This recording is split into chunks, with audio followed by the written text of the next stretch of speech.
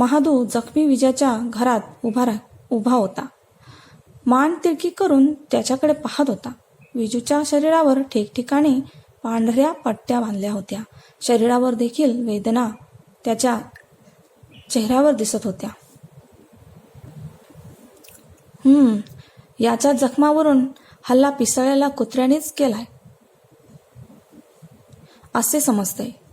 कुत्र्याचे दात असे असतात का रे? नीट बघ, हल्ला करणारा लांडगा होता.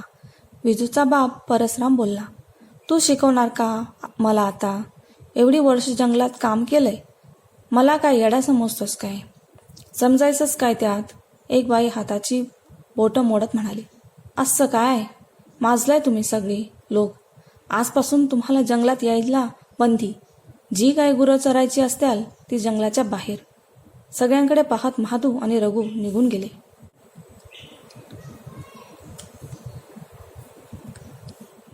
लोकांच्या चेहऱ्यावर चिंता पसरली. येडपट स्वभावाचा महादू जे बोलतो तेच करतो. झालेही तसेच. जंगलात गुरं चरायला बंदी घालण्यात आली. जी लोक जनावरं घेऊन जंगलात गेली होती त्यांची जनावरं पकडून नेण्यात आली. आधी लांडग्याचं संकट आणि आता हे. लोकांनी गावात मीटिंग घेतली. त्यात महादूला बोलावण्यात आले. रात्रीची वेळ. गावातील लोकांच्या समोर महादू बसला होता. रघु त्याच्या बाजूला उभा होता. दोघांच्या चेहऱ्यावर बेफिकिरी होती. महादूने बोलायला सुरुवात केली. कळलं ना आता मी काय करू शकतो ते?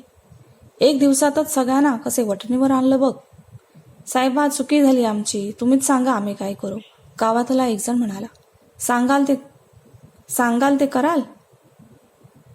आता विलाज नाही, बोला तरी. काहीतरी पैसा पाणी नाही तर एखादं पकर घेऊन मिटवा हे.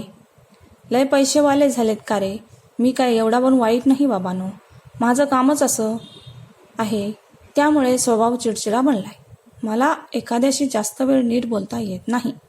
आता जंगलात लांडगाच नाही तर मी त्याला पकडणार तरी कसा तुम्हीच सांगा.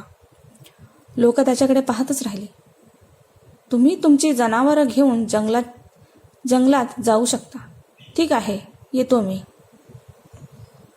लय उपकार झालं बघा साहेब. लोक त्याला हात जोडत म्हणाले. बकरं नको, एखादं गावरान कोंबडा बघा. लोकांकडे बघत महादू म्हणाला. आलाच ना शेवटी लायकीवर. सुताराचा गण्या मध्येच म्हणाला. तशा गावातील बाया तोंडावर पदर दाबून हसू लागल्या. कोण आहे रे तो बोलणारा? फुकट नको मला, पैसे देतो मी त्याचे. महादू रागाने बोलला. कोण नाही.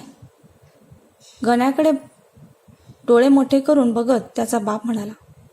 तशी त्यानं मान खाली घातली. कोंबडा ना? हाय की आता आणतो बघा. महादूला थांबवत एकजण पळत कोंबडा आणायला घराकडे गेला. महादू परसरामाजवळ गेला. कसा आहे विजय आता? बरा हाय, थोडा घाबरलाय. चला साहेब घरी, चहा घेऊ. बरं चल रे रघु. दोघे त्याच्या घरी गेले. झोपलेला विजू उठायचा प्रयत्न करू लागला. उठू नको, झोपून राहा. कसं वाटतंय आता? थोडं बरं आहे. आता एक सांगू का? सांग. माझ्यावर हल्ला करणारा कुत्रा नव लांडगाच होता.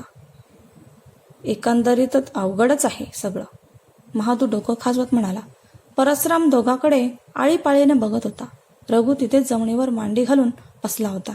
त्याची आई चहाचे कप घेऊन आली.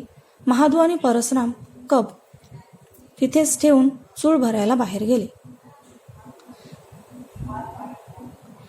विजूने अर्धवट डोळे मिटले असतील. तोच लप लप असा जंगली जनावर पाणी पिताना होतो तसा आवाज येऊ लागला. त्याने आजूबाजूला पाहिले तर लप लप आवाज करीत रघु त्याची मोठी जीभ बाहेर काढून बशीतील चहा पित होता.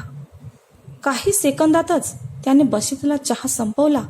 मान वर घेऊन त्याने विजूकडे पाहिले तसे त्याचे डोळे चमकले. तो हसला आणि त्याचे सुळ्यासारखे दात बाहेर राहिले.